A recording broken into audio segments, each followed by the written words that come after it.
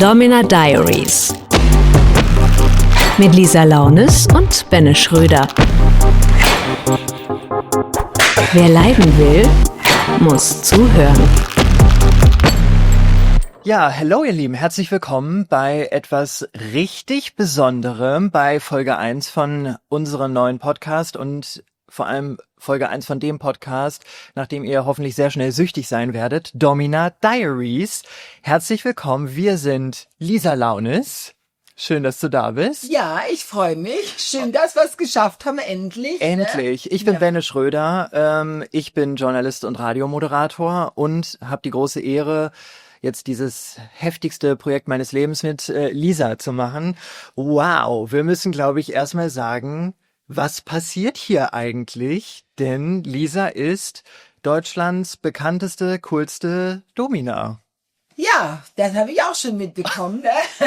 Die Domina mit der Lache auch. Ich glaube, das ist auch so ein Ding. Ja, das stimmt. Ne? Ich bin halt einfach auch ein fröhlicher Mensch, ja so, obwohl ich natürlich einen der übelsten Jobs habe, wo viele glauben, es ist ein übler Job, ja. Das ist immer, liegt immer im Auge des Betrachters und ist ja immer eine Art der Sichtweise. Ne? Ich habe mich direkt am Anfang, als ich dich kennengelernt habe und bei Instagram gefunden habe, habe ich mich ja gefragt, wie passt das eigentlich zusammen, diese Hardcore-fröhliche Art und wie du immer lachst und dass es so outgoing ist und gleichzeitig dein Job, also bist du da auch so? Lachst du in deinem Job? Also ich lache in meinem Job schon sehr viel, ja, und die Leute mögen das auch, weil viele mögen einfach nicht diese nur strenge, resolute Domina haben, ne? Sie wollen auch was, weil dann, das hat ja auch was mit Vertrauen zu tun, ne? So, und viele finden es sympathischer, wenn man auch mal so einen Smalltalk macht oder was lacht zusammen oder ich auch während der Session mal irgendwie einen lockeren Spruch sag und dann lacht, das lockert die Leute ja auf und dann sind die nicht so verkrampft, ja. Weil ich habe einfach gemerkt in meinem Job, wenn die Leute so merken, dass man so ein bisschen lachen kann, du strengst ja sämtliche Muskeln an in deinem Körper und wenn du dann gelacht hast, bist du entspannter danach. Du bist ja auch in so einer Situation, also die Leute, die zu dir kommen, die liefern sich dir ja auch aus, ne? Also du gibst ja die Kontrolle voll ab. Die Leute geben die Kontrolle ab bei mir, genau. Und das ist ja auch deren Ziel, ja, einmal die komplette Verantwortung in meine Hände zu legen im Prinzip, ne? Und mal über nichts nachdenken zu müssen, weil die meisten Leute sind halt doch von obersten Chefetagen, Anwälte, Richter, Polizei, Oberärzte. Also ich habe alles im Sortiment, ne? Und diese Menschen, die sehen sich einfach dann auch mal danach, die Verantwortung einfach mal loszulassen, sie abzugeben und sich einfach mal in meine Hände zu begeben, ne? Wenn ich zu dir komme, also du hast ja sicherlich verschiedene Kategorien, was sowas kostet. Was ist so die Basic-Stufe, wenn ich zu dir komme, so eine Stunde oder so? Also so eine Basic-Stunde, die liegt immer zwischen 150 und 200, also eine halbe Stunde ist immer 150 und eine Stunde ist 250, ne? Und ich mache manchmal für Anfänger, die es jetzt noch gar nicht irgendwie was zu tun haben, also zum Reinschnuppern, entweder eine halbe Stunde für 100 Schnupperkurs, ja, oder eine Stunde für 200, ne? So dass die da mal reinschnuppern können, ne? Die machen ja auch nicht alles mit und so erzieht man sich ja seine Kunden für später. Klar, das klingt so ein bisschen wie in der Tanzschule, dass man mal so einen kurzen Schnupperkurs macht. Genau. Du kriegst ja auch irgendwo anders auch so ein Schnupperangebot, ne, sei es im Solarium oder sonst wo. Das ist ja vergleichbar. Genau. Und man muss einfach immer ans Geschäft denken, ne, und da sind solche Sachen natürlich förderlich, ne. Aber passiert es häufig, dass Leute zum ersten Mal kommen? Oder wie ist denn so das Verhältnis zwischen Stammkunden und Leute, die dann sagen, okay, ich habe das noch nie gemacht, aber ich würde gerne mal? Ja, also deswegen biete ich ja das auch an, weil ich habe das auch schon oft erlebt, dass Realität und Fantasie im Kopf sind immer zwei Paar Schuhe, ne? Okay. Und in der Fantasie, wenn man geil ist, dann stellt er sich die Sachen viel aufregen davor Ja. und dann will der das und das und das alles machen, ja. Und traut Aber sich ich dann hab's, nicht. genau, und Ja. ich hab's dann schon erlebt, wenn die dann vor mir stehen, ja, und ich biete dann, sagen wir mal, so einen Schnupperkurs an, ja, Ja. dass manche dann hinterher sagen, oh nee, das ist gar nichts für mich, ja, Ah ja, gut, okay. dass ich das mal ausprobiert habe und dann gehen die nach 10 Minuten wieder, weil, weißt du, die denken ja immer, Ja. das hat auch viel mit Erotik und so zu tun. Natürlich, meine Ausstrahlung ist erotisch, aber das heißt ja nicht, dass ich mich jetzt ausziehe und gleich auf einen draufspringe, ne? Und da sind Realität und wie die Wahrheit dann wirklich ist, die sind halt unterschiedlich, ne? Ja, krass, okay.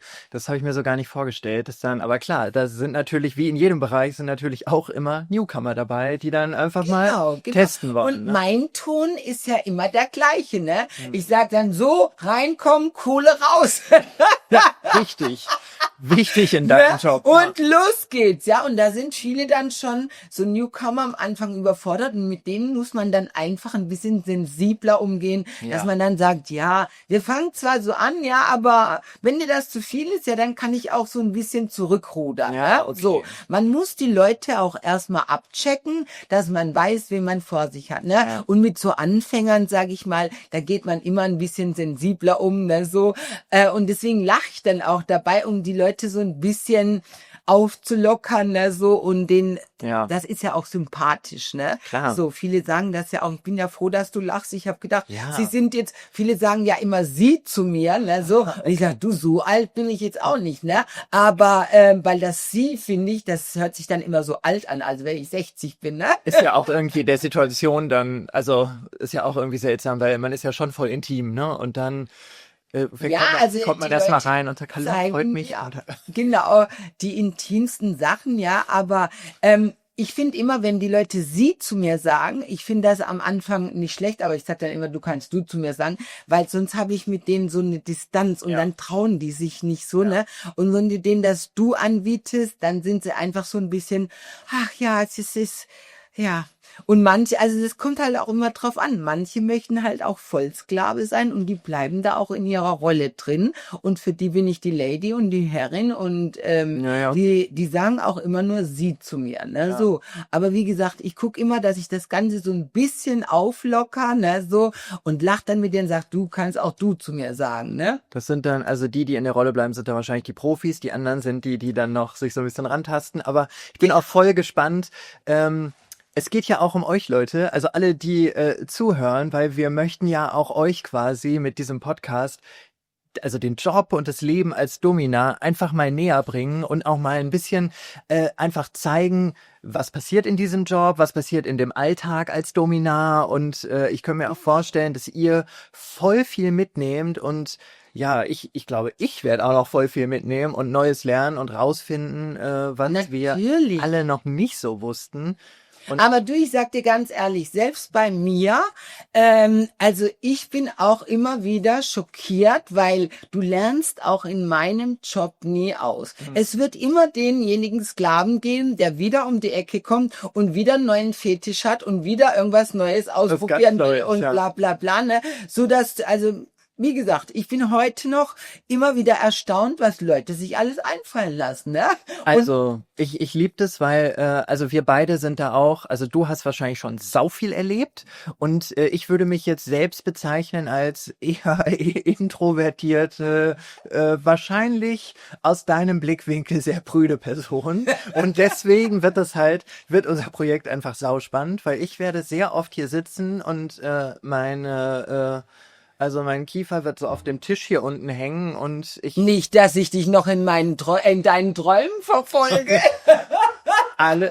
auch das kann sein. Ich habe tatsächlich letzte Nacht von dir schon geträumt. Ehrlich? Ja, weil ich habe mich so auf diese erste Folge gefreut, und ich habe geträumt. War es ein feuchter Traum? Nee, aber es war ein schlimmer Traum deshalb, weil ich habe geträumt, dass ich vor der ersten Folge eingeschlafen bin. Echt?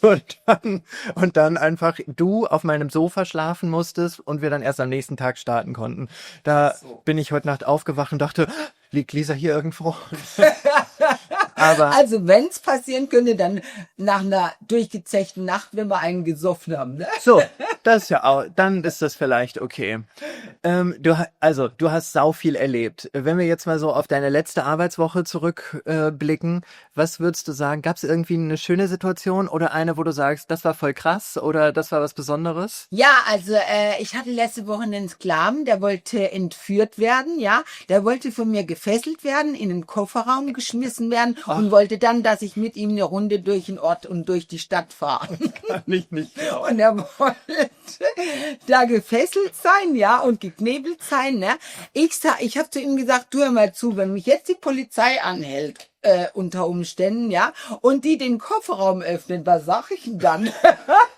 Überleg mal. Ich sag dann, dass ich das so gewollt habe, ne? Also das kann ich nicht fassen. Okay, also entführt. Die Fantasie war also Genau. dass man entführt wird. Das, Ja, also das Szenario war halt folgendes, ne, er stand an der Straße so und ich fuhr dann vorbei, ne, so, hab einen Sack gehabt, so einen Müllsack, hab ihm den über den Kopf gezogen, ihn gefesselt, ja, und ihn dann in den Kofferraum reindrangsaliert und ihn dann verschnürt und verknebelt, ne? okay, das ist ja schon was sehr Besonderes und das hat jetzt für mich im ersten Moment ja überhaupt nichts also es hat ja gar nichts Sexuelles eigentlich. Ja, aber manche finden diese Fantasie einfach anscheinend hocherotisch. Also es ist ja auch nicht meine Fantasie. Deswegen sage ich ja, jeder hat so sein eigenes Rollenspiel oder sein eigenes Thema, auf das er abfährt, das er einfach geil findet, das Ja. ihn anmacht oder erregt, ne?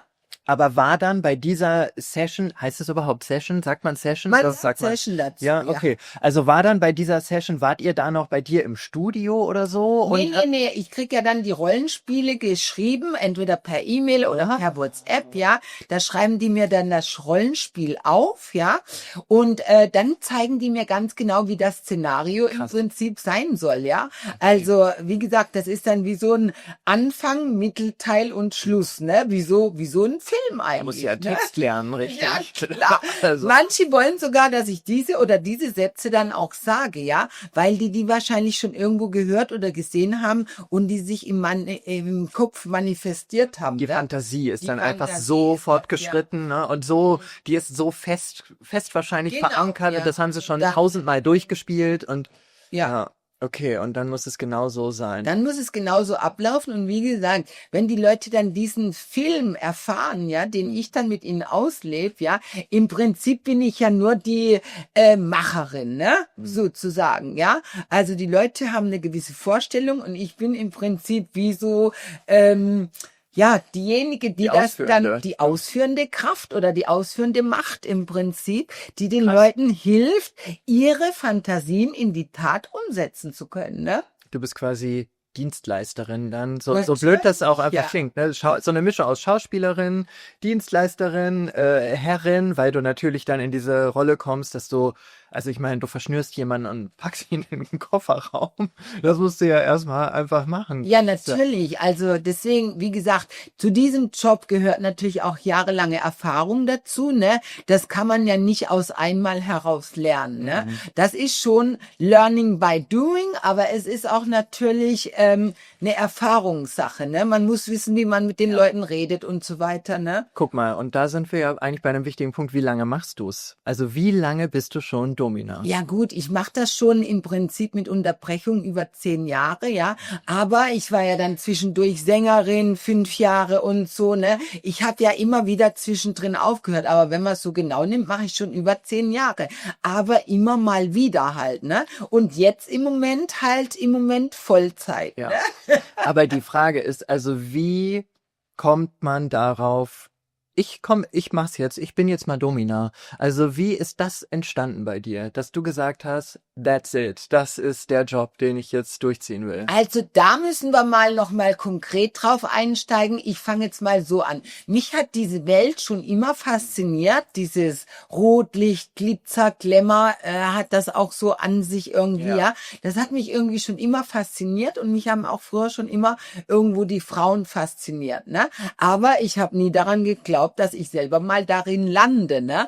Und wie das passiert ist, das müssen wir noch mal in einer eigenen Sendung besprechen, ja, weil das ist so, das Lange ist so Geschichte. eine geile Story im Endeffekt. Deswegen will ich ja auch ein Buch drüber schreiben, ja, weil so wie ich in diesen Job reingegangen ist, so geht ja nicht jede da rein, ne? So, ich sag auch immer, jede Frau, die in diesen Job reingeht, die hat ihre eigene Story irgendwo, ne? Manche machen es wegen Geldnot oder werden dazu gezwungen oder, ja. Jeder hat so seine eigene Story, wie er da reinkommt, ne? Und man muss ja auch dazu sagen, die Zeit hat sich ja auch gewandelt, ne? Früher hast du ja überhaupt nur ins Rotlichtmilieu reingehen können, wenn du einen Lude hattest, einen Zuhälter, ne? Das ist ja heute gar nicht mehr der Fall. Heute ist ja jede, sag ich mal, Domina oder Prostituierte im Endeffekt ihr eigener Chef, ne? So. Und heutzutage brauchst du keinen Zuhälter mehr, außer der Staat, ne? Der knüpft dir ja die Kohle ab. Ja, logisch. Okay, also das Bild hat sich auch einfach oder der Job hat sich geändert so in den letzten Jahren und ist auch wahrscheinlich ja emanzipierter geworden, ne? Also, wenn man mal so guckt, ich finde auch grundsätzlich das Bild von allen, die irgendwie in diesem Rotlichtbereich arbeiten, ist also meine Wahrnehmung besser geworden. Früher, finde ich, hatte das was sehr Schmutziges und es gibt jetzt aber eine gewisse Anerkennung in der Gesellschaft, dass das auch also das ist Arbeit, das ist harte Da hast Arbeit du recht. und das ist am Ende auch ehrliche Arbeit häufig, ne? Genau. Und wie gesagt, ich meine, du selber, also ich habe ja auch 8 Jahre lang in Frankfurt gelebt, ja. Und wenn wir mal ehrlich sind, also im Gegensatz zu damals, wo ich in Frankfurt, ich habe ja auch hier in Frankfurt im Puff ein SM-Studio gehabt, ne? So. Und das hat sich ja gewandelt die letzten Jahre, das ist ja unglaublich, ne? Und was ich in diesen 8 Jahren damals erlebt habe in Frankfurt, das ist ja auch unglaublich, ne?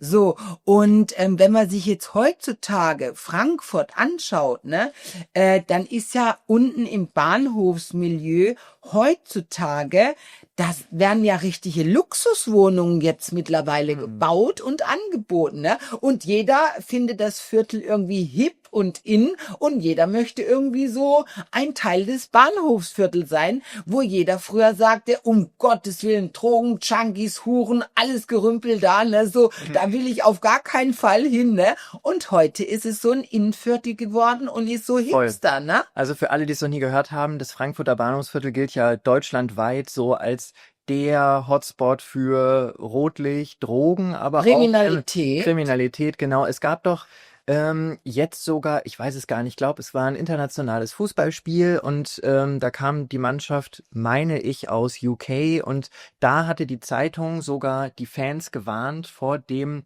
Frankfurter Bahnhofsviertel. Ne? Also Achtung, Ja gut, Achtung, wenn wir mal Achtung. ehrlich sind, ne, du wirst ja da unten auch abgezogen. So, Ja, da das- sind Hütchenspieler, Das gibt's alles ja. Ne? Aber es stimmt, dieses Viertel hat mittlerweile Luxuswohnungen und Genau. jeder will Teil davon sein und auch ich. Also da gibt's auch richtig gute Restaurants und so. Ne? Natürlich, ich sag ja, Richtig das gutes hat Zeug nicht mittlerweile. mehr dieses Schmuddel-Image von früher. Ja. Ich weiß noch, wo ich früher da verkehrt habe, ist ja nun auch schon ein paar Jahre her, ne? Aber da, wie gesagt, da hat sich keiner nachts auf die Straße getraut, ne? Ich bin da trotzdem lang gelaufen, ne? Weil ich da gearbeitet hat. Mich hat das auch gar nicht interessiert, weil du hast ja dieses Bild im Endeffekt jeden Tag vor Augen, ja?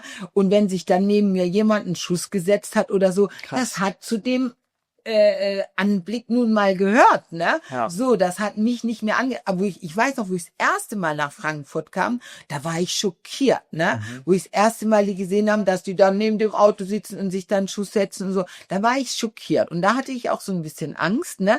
Aber wenn du dann da mal eine Zeit lang verbringst, ja, dann wird's normal, ne? Klar. So, dann gehört das einfach dazu. Stichwort Angst.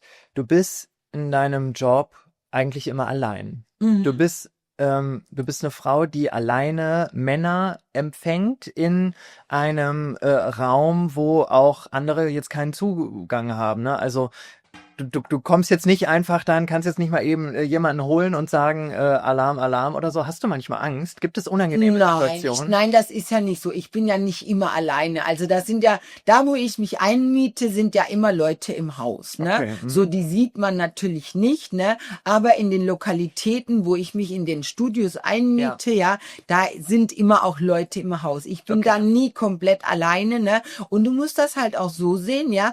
Die Leute, was zu mir kommen, die wollen ja im Prinzip devot sein, ja? Die sind ja nicht auf der Suche, jetzt irgendeine Prostituierte zu vergewaltigen oder so, weil ich jetzt im Prinzip nur Sklaven habe, ja? Und ich meine, ich bin ja jetzt auch kein Duckmäuschen, ja, so. Und wenn ich die Tür aufmache und so, dann ich bin ja schon eine Erscheinung, ne? Und ich sag auch immer, der Ton macht die Musik, ne? Ja. So, wenn du gleich sagst, hier, was willst du? Oder bei mir können ja die Leute gar nicht kommen, einfach so. Ich habe ja mit denen am Telefon schon ein Vorgespräch, ja, so dass ich im Prinzip mit denen chatte und weiß und so weiter, wer kommt jetzt zu mir, ja? Und ich merke sofort, wenn einer da sein Kaspertheater macht oder mich verarschen will, dann merke ich das schon am Schreiben und am Telefon, weil ich kitzel natürlich aus den raus, was willst du machen, was hast du dir vorgestellt und. Und ich merke gleich, wem ist das ernst jetzt, ja? Oder wer ist nur so ein Schreiberling, der einfach nur mal so Bock hat zu schreiben oder mich zuzutexten, ne? Sagst du dann zu manchen auch, also lädst du die dann gar nicht erst zu dir ein? Genau. Okay. Die werden dann von mir blockiert, auch bei WhatsApp und so, ne? Ich schreibe dann mit denen auch gar nicht weiter, weil ich habe ja da das ist ja für mich Zeitvergeudung, ne? So, und ich sag immer, Zeit ist Geld, ja, und ohne bei mich nichts dir los. auf jeden Fall. Also gibt's auch mal die Situation, dass jemand kommt und hast du da schon mal jemanden weggeschickt wieder? Ja, natürlich, klar. Was sind das für Situationen? Was passiert dann? Ja, das sind einfach Situationen, wenn du einfach merkst, es passt menschlich nicht, ne? So, oder manche meinen ja auch, sie könnten mich irgendwie dominieren an der Türe. Dann sage ich, Freundchen, bei mir bist du aber an der falschen Adresse. Du ne? bist ja Du weißt ja, wen du dich ausgesucht hast, ne? So, und da bist du bei mir falsch. Kannst du gleich deine Füßchen in die Hand nehmen und dich wieder verpissen, ne? Also da muss man dann auch sehr resolut sein und das dann auch sagen, ne? Weil ich habe früher auch Leute genommen, ja, die unangenehm waren, aber die ficken dann meinen Kopf, ja. Und bevor ich dann hinterher wieder eine Stunde brauche, um mich wieder zu sortieren, nehme ich diese Leute gar nicht mehr an, weil ich weiß mittlerweile, was mir gut tut und was mir nicht gut tut, ne?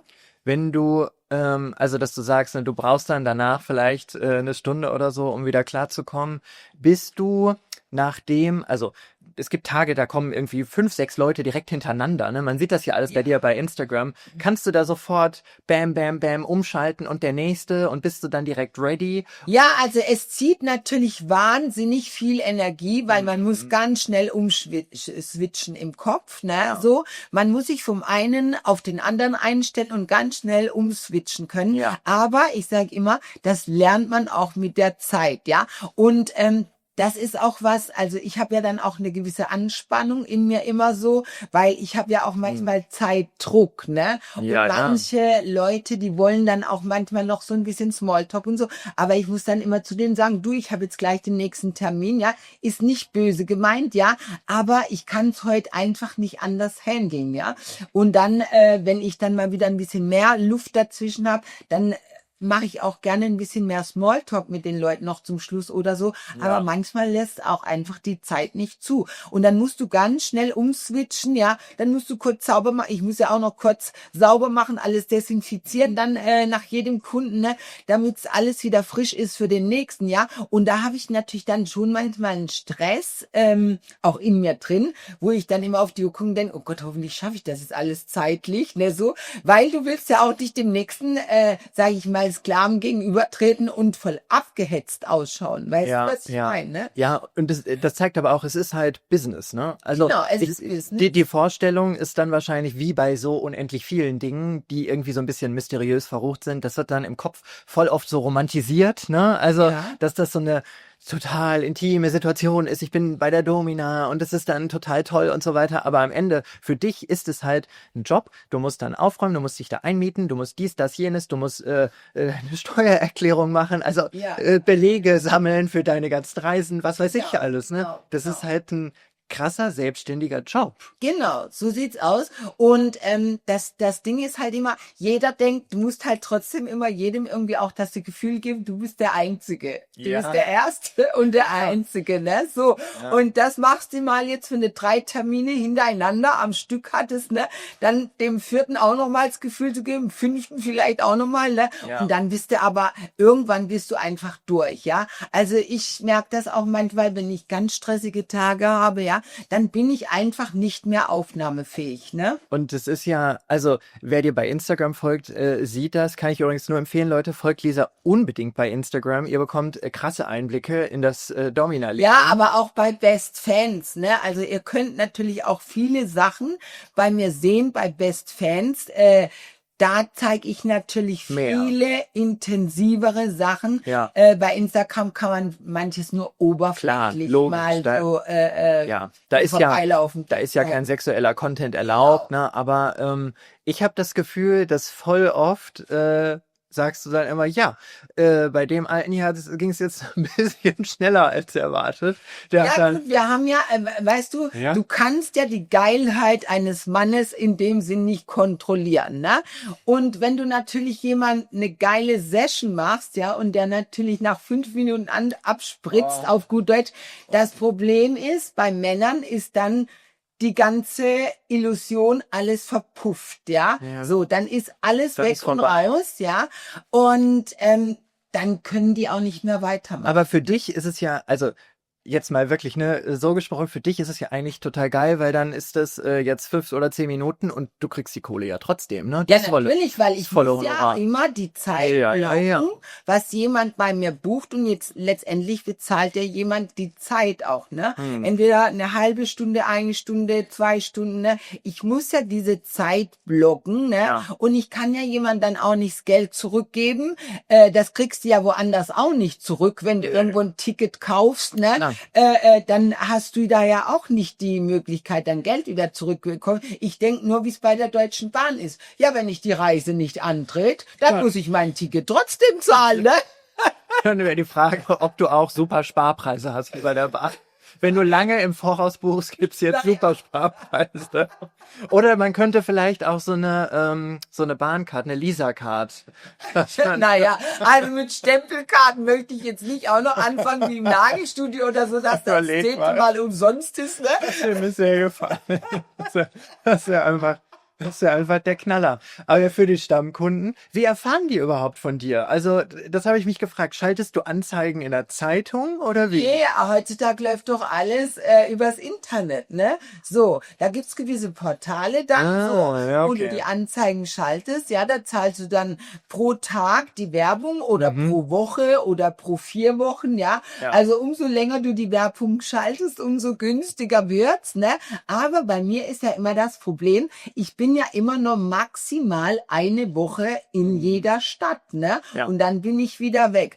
In der Schweiz hast du jetzt zum Beispiel die Möglichkeit, wenn du dann halt 3, 4 Wochen in der Schweiz bist, ja, dann kannst du auch für 4 Wochen eine Anzeige schalten, dann ist die günstiger, zum Teil, wie wenn du die wöchentlich schaltest, ne? Aber wie gesagt, wer nicht wirbt, der stirbt. Ja, aber das ist ja auch wieder was keiner checkt, ne? Dass du auch dafür Geld ausgibst, also für Werbung und so. Das Zugreisen, Werbung, Mietkosten, Taxi, also viele wissen überhaupt gar nicht, was für ein Kostenapparat da dranhängt, ne? So, viele denken immer, naja, gut, ich mach das mal. Nee, du musst erstmal Geld auf den Tisch legen, bevor du überhaupt verdienen kannst, ne, oder darfst, ja. Und dann muss das Geld erstmal erwirtschaftet werden, was du ausgeben musst, ja. Da kannst du manchmal erstmal 2 Tage oder so oder 3 Tage, manchmal, es kommt immer drauf an, jede Woche ist ja auch nicht gleich frequentiert, ne? Dann arbeitest du dir erstmal 1, 2 Tage nur für die Miete, für deine Unkosten und so weiter, bis du überhaupt mal selber zum Verdienen kommst, ne?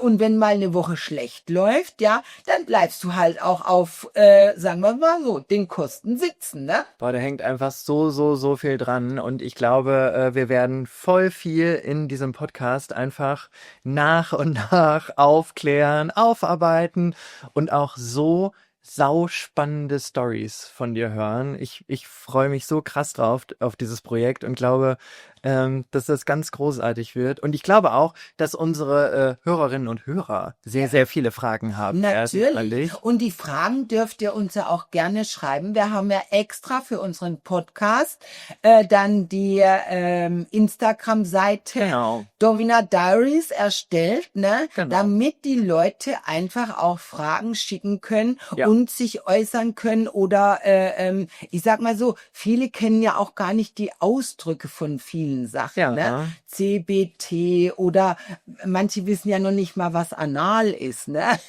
Wir werden hier alles erklären. Wir klären hier auf, ja.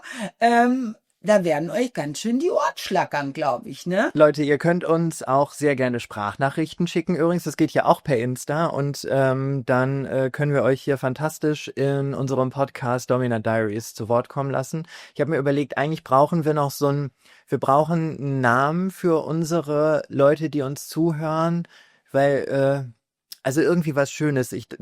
Erst wollte ich vorhin sagen, herzlich willkommen, ihr Mäuse, aber das passt ja nicht zu unserem Podcast. Na, das ist ein bisschen, Vielleicht nehmen wir Sklavis. Weil das klingt doch schön. Und ich finde die Hexe Sklaviklack, ne? Liebe Sklavis. Das Schabernack. So, also liebe Sklavis, meldet euch bei uns. Wir freuen uns auf jeden Fall über euer Feedback und seid auf jeden Fall nächste Woche wieder dabei, wenn es weitergeht, hier bei Domina Diaries. Genau, ich wünsche euch noch einen schönen Tag. Bis bald. Domina Diaries mit Lisa Launes und Benne Schröder. Wer leiden will, muss zuhören.